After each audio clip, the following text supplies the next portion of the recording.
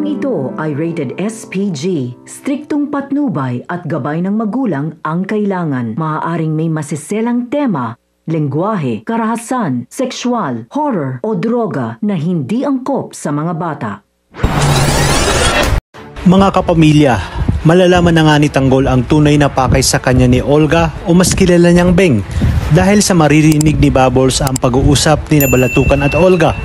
Agad na ititimbre ni Bubbles kay Tanggol na may pag-uusap pala si Balatukan at Olga at nagbigay ito ng malaking halaga para sa ulungan ni Tanggol. Dagdag pa ni Bubbles na kaya pala umano pinahirapan si Tanggol at ang kanyang mga kaibigan ng unang salta pa lang nila ay dahil sa pag-uusap nilang ito.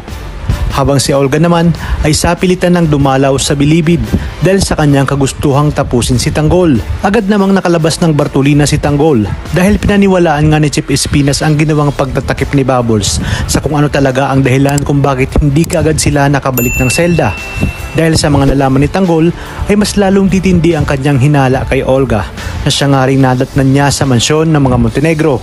Palaisipan sa kanya kung bakit ito bigla ang pumasok sa kanilang buhay. Kinausap nga ni Balatukan si Chief Espinas at sinabi na dumalaw na si Olga at gaya na ng napag-usapan, ulo ni Tanggol ang kanyang kailangan. Kapalit ng malaking halaga nga, ngunit hindi na nga pumayag si Chief Espinas.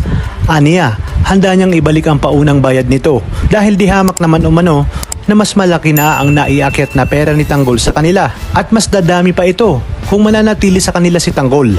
Dito na nga tinapat ni Balatukan si Tanggol na kaya may patong ito sa kanyang ulo dahil napatay daw umano ni Tanggol ang anak nitong si Olga. At napagtanto nga ni Tanggol na ito nga ay si Greg. Ngunit ano kaya ang gagawin ni Tanggol sa oras na malaman niyang si Olga pala ang siyang nakapatay sa pag-ibig ng kanyang buhay na si Mokang? Kaya namang kapamilya, pakatutukan natin ang mas kapanapanabik na tagpo dito lang sa pambansang teleserye ng Sambayanan, ang FPJ's Batang Quiapo.